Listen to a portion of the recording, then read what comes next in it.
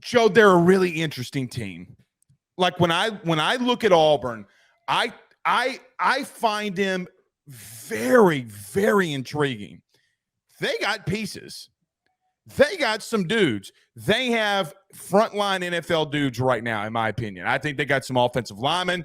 Auburn's always got some D linemen. I think that they got a competent quarterback, not a great one, not a good one, a competent quarterback, and Peyton Thorne. What does Robbie Ashford come into? I don't mind Hugh Freeze. I think Hugh Freeze is an offensive wizard. I think that man could play Doctor Strange in a movie if he's calling offensive plays. He's such a wizard. I don't think they have enough.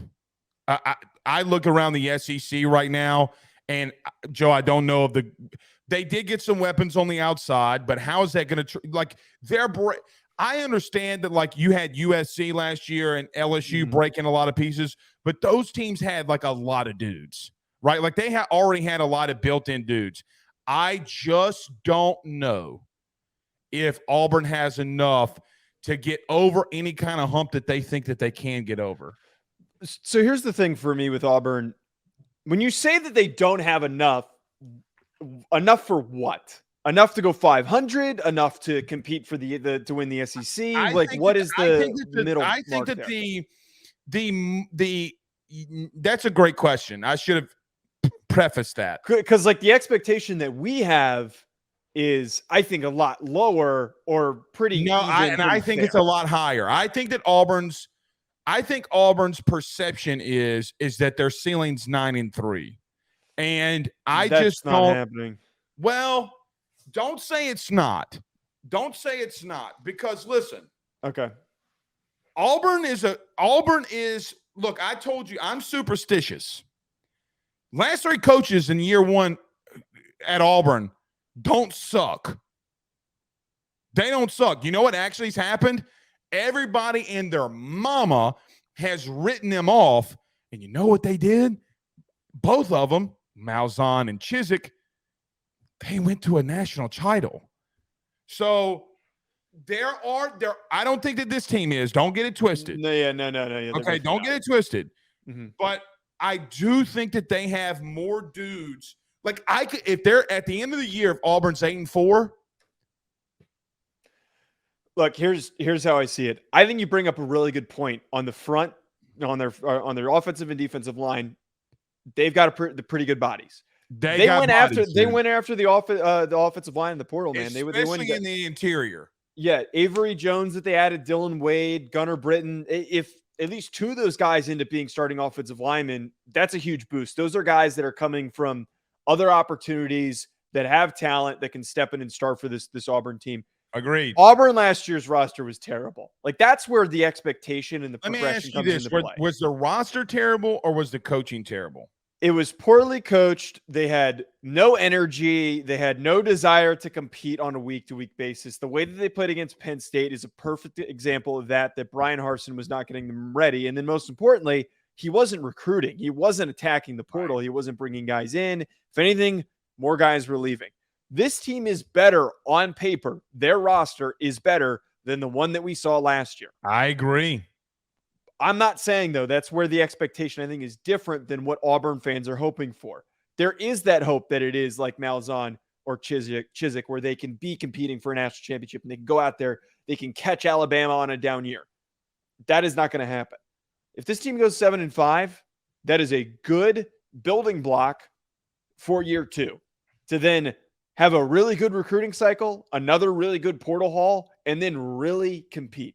But 7-5 is the best that I see this team, because I can tell you right now on their schedule, they are not beating Georgia. They're not beating Ole Miss. They're not beating Alabama, and they're probably going to lose 2 stupid games in there that they're not supposed to lose. 7-5 is a realistic number to give them. So let's look at their schedule. Okay. They start off the season with UMass. Win. I think that they go to Cal and win. Don't play with me. Yeah. Come on, don't play with me. I think they beat Samford. Here's another truth. Okay. I think that they could. I'm not saying they will.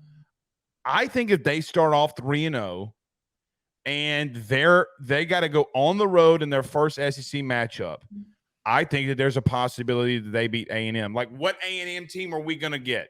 Are we going to get the typical Jimbo team? Or are we going to get a team that's actually, worth their damn in salt? And it's like, okay, well, Jimbo, although he's got his quirks, he did figure it out offensively, because we know defensively last year that they had dudes. I still think at the current moment that is a toss-up. Here's the thing for me with Auburn. They go to Georgia. They got Georgia. They go to LSU. They have Ole Miss. Okay? That is a brutal 3 weeks. Right? Like, that is a brutal 3 weeks. Let's and make not a break only time. And the Ole Miss game is a little bit of a revenge game. So let me just throw this out there. Let me throw this out there to you. I think within the first 6 weeks, I think they could go 4-2. I think that Hugh Freeze is going to have enough tricks in his bag. And look, we'll talk about Ole Miss at some point. Up front, Ole Miss about to get that ass waxed. Okay, they are not as good as Auburn up front. Book it that Daddy told you. I don't. Wait. Are you saying their offensive line going up against Ole Miss's defensive line? I don't agree with that. I think that Ole Miss is. Their defensive line is a lot better than people give it credit for. And we talked about it on this show. Ole Miss has an underrated defensive line. Okay, well, how about giving up 200 yards per rush per SEC game? It was a younger group. They have two very talented edge rushers. I don't think it's a foregone conclusion that they get their asses waxed. Let me just say this. They're going to play up, and all the bag of tricks are going to be out against Ole Miss. How about that? Fair point. Okay. If they did start off 4-2, and even if they, Joe, were 3-3, they could beat Mississippi State. They could beat Vanderbilt. I still think they could beat Arkansas. Then they got New Mexico State. It's not as brutal as you think. It starts off more brutal than the back end of that schedule. Joe, if they start off 3-3, they could, I'm telling you, they could easily get to 8 wins. I could see them as an 8-win team. I could also see them as a 6-win team too. But I think they get to that 8-win mark. I really think that they can do that. Okay, I'm gonna use my logic against me. I love you. I love doing this. I'm gonna use your logic on old shows against you. Okay. One of the things that is discussed often on this program that you and I fight about is the fact that the SEC is the hardest conference in all of sports, which I completely agree with. Would you agree with that? I agree with that. That's my whole point. 7-5 for your first year after having a terrible roster, having not a very good couple recruiting classes under Brian Harsin. To go 7-5 in your first year in the SEC, that's a really damn good year. Auburn fans don't want to hear that, but that's a really damn good year in my opinion. Joe, what are you arguing about? I just had one more win. I know. We already know that they're going to have 4. Hold on. I'm not so much arguing with you, but I'm just using old logic to prove my point that, like, I don't see them going over 7-5. I think it'd be really, really hard of a stretch for them to go over 7-5. Name their losses. Georgia, LSU, Alabama. That's 3. Theoretically, they could also. They're losing to Ole Miss and A&M. Yeah, I think that's theoretically quite possible for them to lose those games. 2 of those teams. I'm telling you, they're going to beat 2 of those teams. Well, let me ask you this though before we do. Hold on. Now I'm going to use your own words against you. All right. Let's do it. Okay. Let's do it. You said Jimbo's a hack. So I have said that. How are you going to come out here and say that they're going to lose to? You said A&M was going 4-8. Yeah, okay, but that doesn't mean that they can't beat Auburn. That doesn't mean that they can't pull one out against Auburn. If they go 4-8, that means they're winless in the SEC. I didn't say that they go 0-12, but I'm saying wait. That doesn't. Yeah, it does add up. You have 8 conference games. Who's their non-conference? I'm trying to remember. I don't remember off the top. A bunch of Rudy Poos, I think. Look, I'm Hopefully not saying it's not Appalachian State. I don't think I had nice one. I don't think I had them at 4-8. I might have had them at 4-8. They can beat Auburn. That's what I was trying to get at, is that I'm giving them 2 extra losses in there for games that they're supposed to win that they end up losing, that they're underprepared for. Maybe, but but see, here's the thing though. look, we don't put enough of a premium on coaching on this show. We don't. Like, we legitimately do not put enough premium on coaching. Okay? Coaching is a big deal. Whether Hugh Freeze is on a flip phone calling hookers or whether he's coaching football, the bottom line is that dude can coach. Let me tell you something else, Joe. He beat Arkansas last year with Liberty. Now you want to come in here and tell me with better athletes and better recruits that he can't take down Arkansas. Hold on. He can't take down Arkansas again. He can't take down A&M again. That he couldn't take down Mississippi State they can get to 8 wins. If they can beat Arkansas with Liberty, you best damn believe with Auburn they can clap some cheeks. I don't think that's a bad point, but I still really truly believe that 7-5 is an accomplishment in year one. It might be an accomplishment, but I think he's going to overachieve if that's the goal. If the goal is 7-5, I think he overachieves. I feel like, though, that Auburn fans, as you said earlier, the goal and the assumption is that they're going to go 9-3, that they can accomplish and get to 9-3. But again, if they go, I think that they can run the table and they are good enough and well coached enough to beat any middle tier to low end team in the SEC in 2023, without a doubt. They are capable of doing that. But I just have questions in a lack of confidence that they can accomplish that against the top teams on their schedule. They're guaranteed losses in my eyes. And then some of those middling teams. Texas A&M's a question mark. They're either 4-8 or they're 8-4. There's no in between for them. Yeah, we'll see, man. But I do. Go ahead. I was just going to say, let me ask this before we do it and moving on to the Big 12. How much do you think Peyton Thorne factors into all this? Do you think he's good enough to actually get them there? And I know we did a little bit of a dive on him when he transferred, but with everything around him, is he good enough? All right, you can't. So number one, take this with a little bit of a grain of salt, okay? Okay. Because I'm going to put myself out there a little bit in just a thought process. I don't know if this is going to be right. Now, I want to preface this by saying I think Peyton Thorne's going to start, okay? I'm not saying Peyton Thorne's going to start.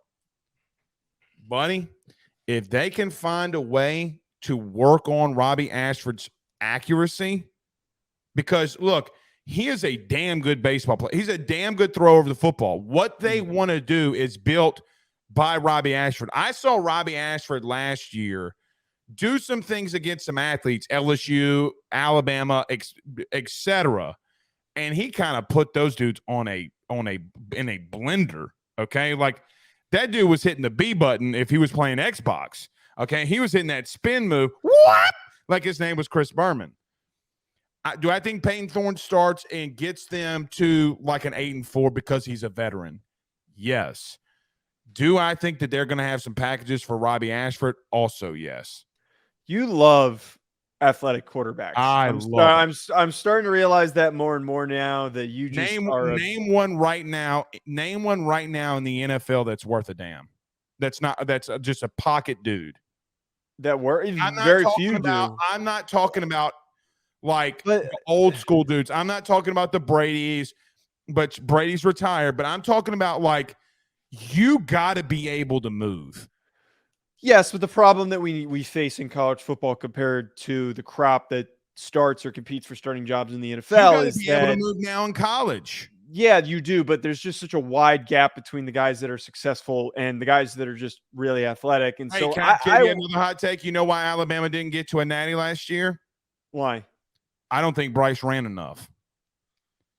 I think Bryce sat in the pocket a little too long and scrambled to try to look downfield more than like what you saw from Stetson, more than what you saw from J.J. McCarthy, more than what you even and look, here's the question that I always had. Why was everybody ripping alive C.J. Stroud when Bryce Young was doing the same damn thing? Because he was far less indecisive than C.J. Stroud was. You know why can I make another hot take? So was Bryce Young, but the reason nobody said anything about Bryce was because he was on the move when he was doing it. Yeah, Hey, and hey, look, he had a lot hey, more hold on now. decisiveness and quick decision making than CJ I'm Stroud. not. I I'm watched. not saying that he didn't, but Okay. I'm not saying he didn't. But you know what? Pop on that Tennessee film. And you're going to sit out here and tell me that Tennessee had a world-beating defense? You're going to sit out here and tell me, and then look, it might pain me to say it, you mean to tell me that LSU did? So do you think, though, that Peyton Thorne can't move well enough? Do you I don't think that think he his moved well enough lack of against- mobility might hold him back a little bit? Well, here's the thing. Look, the dude can move a little. He's fine. He's fine. But man, I think my man gonna get killed. I think so. Like, that's part of it. As good as their offensive line can be in 2023, it could be one of the better offensive lines in the SEC. I just think he's painfully average. And I was excited about the transfer. I think he gets them somebody who's a little bit more steady and consistent. But I would argue steady and consistent gets you to 7-5, 8-4. It doesn't get you further than that. It will never get you higher than that because you need a game changer like Jaden Daniels, like Stetson Bennett. I'm going to rebuttal. Okay. Okay, well, you just answered the question. If you have good enough play calling, you can minimize his deficiencies. Yes, but you also need the help from receivers. No, if they run the ball for 170 to 185, if they run the ball for 170 to 185 yards a game, they're an 8-win team. Did you know that a team that's done, but do you know that a team in the SEC? Well, first off, they got some interior. Look, okay, all right, okay. Y'all think every year this always happens. Someone tries to tell me, I say, hey, here's a sneaky offensive line. Everybody says, Blake, you're an idiot. And I'm like, oh, okay. And then the season rolls around, and mid-October, they're smacking that ass. I can't say the last part, but they're smacking that ass. It's a fair point. Listen to your boy. They gonna run the football at an effective clip, and you better be ready for it. I mean, Jarquez Hunter's an underrated running back, and they also added Brian Beatty. He's not even on the team, right? He's not on the team right now. Yeah, that's the question mark. Brian Beatty, they add in the portal, and I think that he is a good option if he ends up taking over.